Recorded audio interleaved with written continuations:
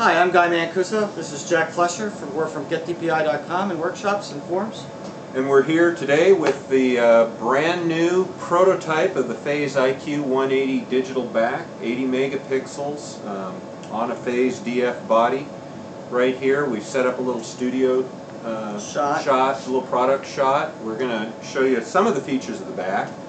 And but before we do, we want to introduce Kevin Raber, Vice President of Phase 1. Come in and sit down here. Squeeze in. Yeah, absolutely. Get in there and say hi to everybody. Hi there, everybody. And thanks, Jack. Thanks, Guy, for going out today. We've had a great day shooting pictures. Oh, absolutely. Well, thank you for giving us the opportunity to test this beautiful new back. It was a difficult day for me. Because I wasn't taking pictures. But we were just looking at the images, and they're quite spectacular. They are spectacular. We took about 100 images, folks, and we'll be posting some on the forum. I'll let you give a tour. I want you to help, you and Jack probably maybe to go over some of the interface, and I'm going to zoom in a little bit. Let me just take a quick shot. Kevin, just step out just a second. We just put a little setup. We got a little Leica. What is that? That's actually Sonny Bono's Leica 3F. Right. And so, I've got provenance on it. So we just set up a little studio shot, and I'm just going to take a quick frame. Now I want Kevin and Jack to come in here and actually talk about all the new features of the back. And Kevin knows it so well, so I should let him sit in there. And, I think we'll let Kevin talk about the new featers on the back, and we're still confused. And Jack may ask a few questions. All right, so I'm going to step out of the way, and I'm going to get a little closer, and we'll zoom right in on the back of the interface. And all right, Kevin, you want to give us a little demo of that? Let's I'm going to talk zoom a little in. bit about what the back is first. This is the new back. It's carved out of a solid piece of aluminum, manufactured much like the MacBook Pros are. And you can see it's very sealed. There are no openings to the outside, no vents. Everything is covered. We have rubber grommets covering the camera and the sync connections. We have little doors, right? You can see it right here. We can open those little doors. That's where the FireWire 800 goes. We also have USB 2 and USB 3 connections, and they're through a little door over here. And then over here we have the door to the CF card with an indentation, so actually when you try to pull a card out, your fingers have room to get into it. You'll notice that we have the 4 buttons. I'm going to interrupt you just a little bit. The battery, folks, is also in a now completely sealed compartment with a lock for the battery and then a little door that goes over it. And it's got like a little sealed gasket, I guess, Kevin? Yeah, it's all internally sealed. I mean, this is, used in any kind of weather condition. Right.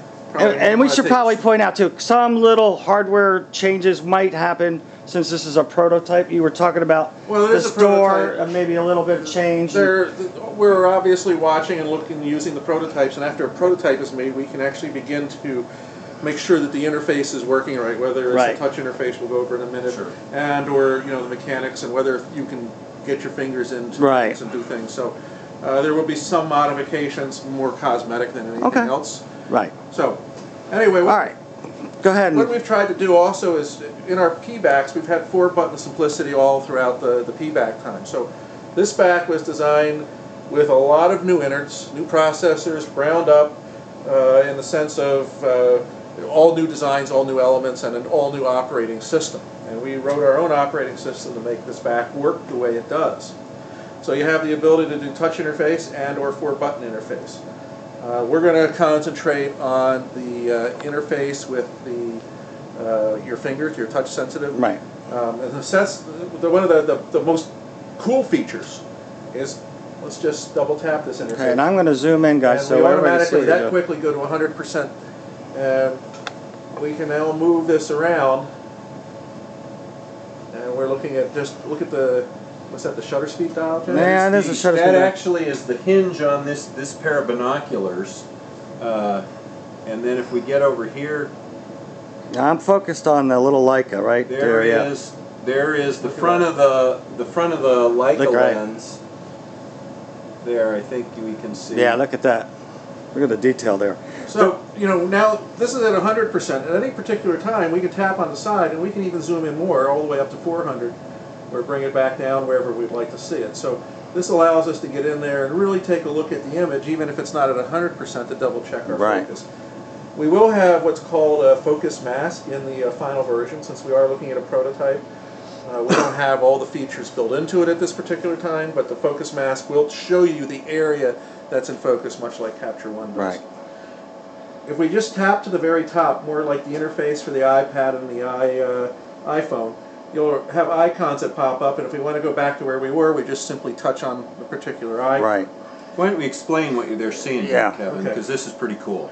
Well, what we're seeing here is a histogram, square, or a button, and we have the highlight warning button Engaged right now. Yeah. One difference, folks, on this highlight warning is it's user settable to what level you want to trigger the warning. Right, and we got it set at 244, I think it was just today. 244 or somewhere, but you can set it so that you have highlight warnings before you actually blow out your highlights. Right. So, you know, when you can, and of course the histogram's pretty cool. So essentially, if you're operating, you're going to just basically touch a histogram, and boom, like that, your histogram pops up with the basic metadata that you have for your exposure values. You can touch the little X, it goes back, and then you can touch the highlight warnings, and the highlight warnings turn on, touch again, and it turns off. Right. In addition to that, we have, I think, this really cool feature, and this is our thumbnail feature, and this allows us to scroll through all the images. If we scroll slow, it moves slow. If we want to go, it all is touch sensitive based upon how fast you want to do things, and of course if you pick an exposure, you just go right into it like that. Right. So that's a pretty neat feature. Well, and if I can interrupt, you know, today we were out shooting this back, and you really actually can literally see the detail at 100% on the LCD and in the sun in bright light. So it's really, really useful from what we noticed. So actually, what's nice is that this is very intuitive. You don't need a huge manual to go over what it is. It's like the iPhone. You sort of pick it up, and as soon as you kind of start playing with it, you figure it out. And this works very similar that way. Now we should probably say the menus are kind of like what we're used to as a face. We can go into the menus, and once again in the menu situation here, let me zoom in again. The top left button is always the menu button. It's kind of like a home button, takes you home, home base. And we can either use the buttons that are highlighted here, or we can actually just touch the screen and bring up the menus. And they're a nicer menu, a higher res menu. And you know, if we, for example, play, you get another menu here, and we can decide what shutter we want. And it's all touch sensitive. But you can also navigate with the side keys and make your selection with the bottom left part. So this you can work in any environment. And so you have two methods of working. The conventional method, if you're out in extremes of weather where you have gloves on and you have a touch screen, intuitive touch screen interface. Let's go back to a play button. There's one thing that I thought was pretty cool. So we got a play, we got an image, and then I think if I hit it once, it goes the full width that it can go on that screen. And then if you hit it twice, then you go right into 100%. Now, in the production model, we'll have pinch zooming too. So essentially, you'll be able to go into a spot, pick a spot you want, and pinch, and it opens up, and pinch is closed. That's great. Not to mention a double tap to 100%, double tap back to zero.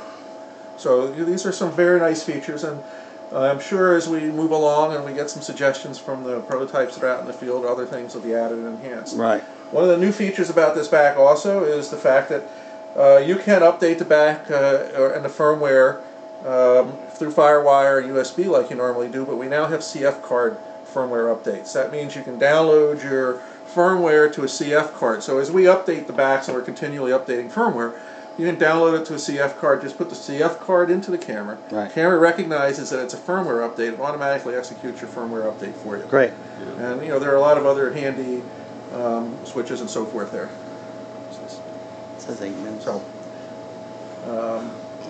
So that's about it, I think. It covers it really quickly. You got battery indicator, exposure count, and in the center is exposure count with exposures remaining as you're shooting. And you know, your typical stuff that we always do is, you know, white balance.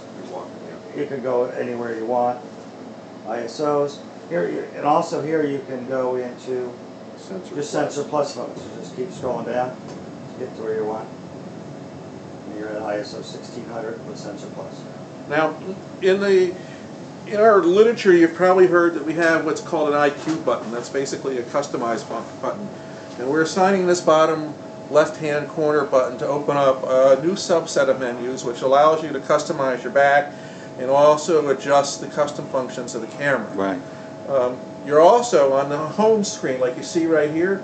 You can replace this home screen with your company logo if you want, or your name, or anything like that too. So all these functions will be built into the camera too, so when you turn it on and can say, you know, John Doe Photography or Right. whatever you'd like. So, Very nice. you know, there's a lot of little small details that'll be coming along the way. There's an inclinometer built into this, and I presume I said that correctly, which allows us not only to look at the horizontal tilt and shift, I guess, or the tilt, Uh-huh. but They call also roll. roll, and what's this, pitch? Pitch, Okay, yeah, so pitch. we'll be able to operate on basically an axis there, and if you opt on your import, you can have Capture One automatically do the corrections so that it automatically corrects and crops to make the images horizontal based upon how Right. offset the camera